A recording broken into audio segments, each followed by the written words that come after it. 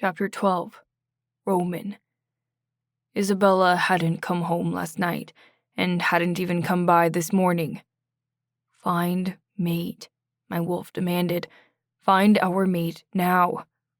I balled the stem of a moonflower in my hand and listened to it crack. When I had mentioned killing Kylo last night, she bared her canines and growled possessively at me, like the man meant something to her. He couldn't. He fucking couldn't. She was mine. A petal fell off the flower, drifted through the air, and landed on the oak desk, its light dimming by the moment until it went out completely. I had run all around the pack last night, trying to find her, and caught her conversation with Vanessa through the open living room window. She had confessed that Kylo did mean something to her wolf, and it fucking hurt to have overheard it. Was I not enough for her? Did Kylo feel the same way? Were they somehow mates? All these questions had plagued my mind throughout the night, kept me awake when I should have been asleep, and preparing for another battle or trying desperately to get that flower to protect my Isabella. I had fought to be the man Isabella needed and wanted for years. I wasn't going to let Kylo take her away from me like this. I couldn't. If I lost her, I wouldn't know what to do with myself. Didn't know what kind of man I would become. What was an alpha without his mate? Nothing. He was nothing. The front door opened and I shot up from my seat. "Isabella," I called from my office, keeping my wolf under control so I didn't push her away by sounding too angry or by being too overprotective like she hated. She pitter-pattered through the house. "Get mate," my wolf ordered. "Get her now." I resisted the urge to run out into the hallway, grab her by the wrists, and tell her never to go out alone on runs again because I didn't want her to be alone while that flower was in Kylo's possession. After watching rogues cut into Mom's neck, tear out her throat, and die while Dad was fighting off another somewhere in the forest, it was so difficult for me and my wolf to let Isabella run free. She might not think so, but I was working on it. I really was. "Isabella," I shouted again, my heart racing. Every night that she was out with the lichens, I lay awake, just thinking the worst. Is she hurt?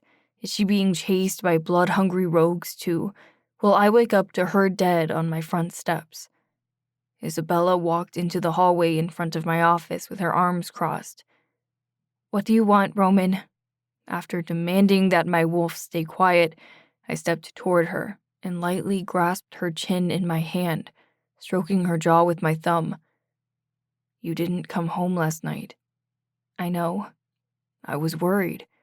You're always worried." I swallowed hard to suppress a growl. "Why didn't you answer me when I mind-linked you this morning?" She yanked herself out of my grip. "Because I had work to do, Roman.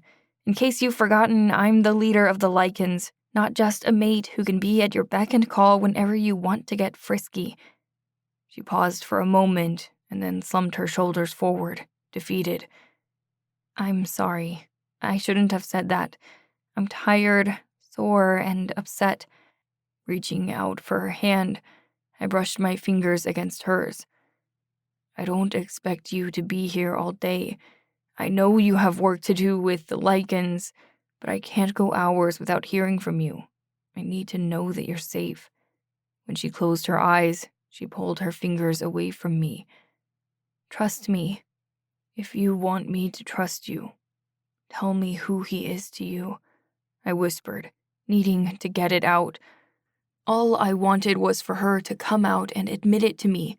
I didn't want to bring up that I'd overheard her conversation. I didn't want to hear her lie to me anymore. I wanted her to be honest, because this was eating me up on the inside. Chin trembling, Isabella gazed up at me with teary eyes. I waited patiently for her, even when the tears started falling, and she had to wrap her arms around her body to stop herself from shaking. "I don't want to say it out loud," she whispered. "Tell me."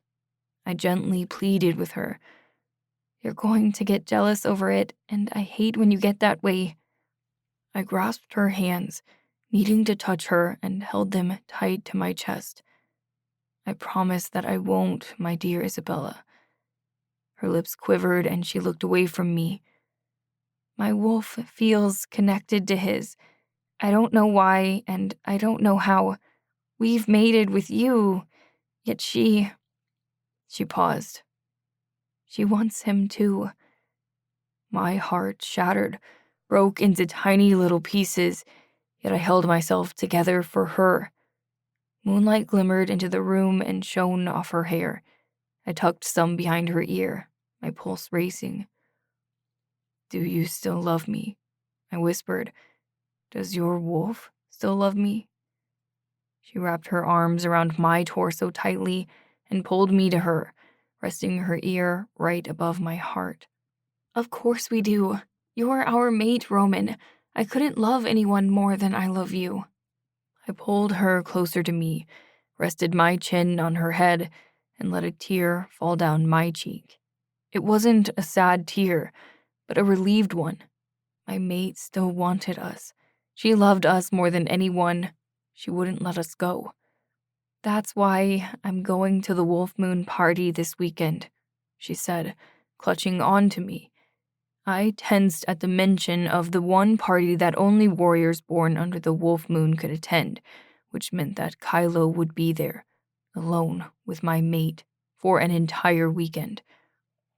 I need to go to figure out why I feel this way about him, she continued.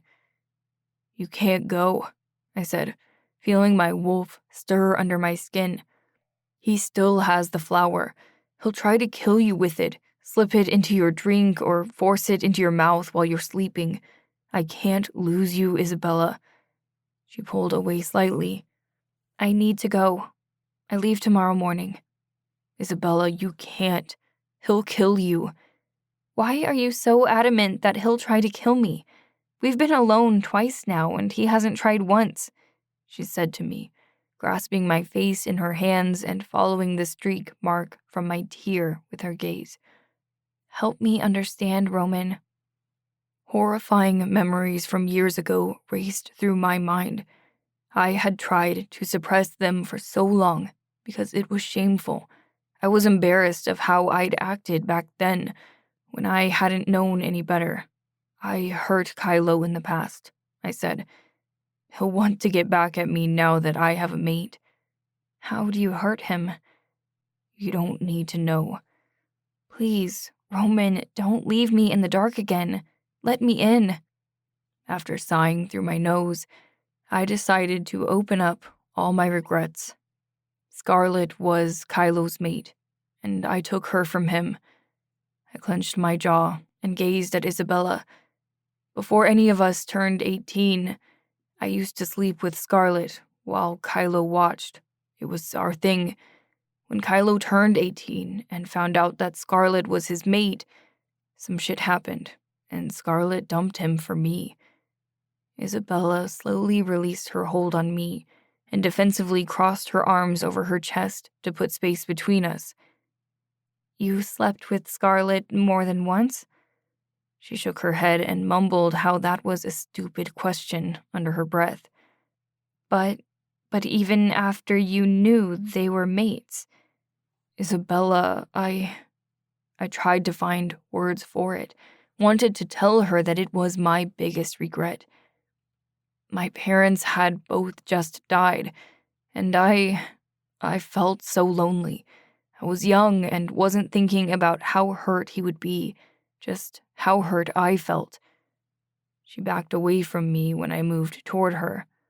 You didn't respect the mate bond at all, she asked me, hurt so strong in her voice. Did our first time, did it mean anything to you? If you didn't care about them, why would you care about us? Us being together means everything to me, I said. I'm sorry I didn't wait to. I don't care that you didn't wait to have sex with me, but a mate bond is so sacred. Knowing that they were mates and still sleeping with her, that's... She rubbed a hand over her face and shook her head. I don't even know how to feel. I squeezed my eyes closed. It's one of my deepest regrets, I admitted, feeling so ashamed. There had been so much going on in my life at that moment, so much pain. I'd wanted to hurt Kylo for what his father had done to my parents and their relationship, their lives even. When Isabella wrapped her arms around me, I tensed. I hadn't expected her to touch me after what I had admitted. I hadn't expected her to even want to sleep in the same bed with me tonight. I'd expected her to walk out and not come back until Monday, after the Wolf Moon party. But she stared up at me with those big blue eyes that I had fallen in love with and said, I still love you. The past is the past, Roman. I know you're a better man now. She kissed me on my lips, grabbed my hand, and pulled me toward the door. Before I leave for the weekend, make love to me tonight and show me how much you care. You've reached the end of this episode. Thanks for listening. To get up to 4 weeks additional uncensored content, subscribe to the podcast at reamstories.com/Amelia Rose Audio. Due to content restrictions, explicit sex scenes will only be available through Ream. But if you'd like to continue listening to my free episodes, make sure to hit the follow button to receive updates.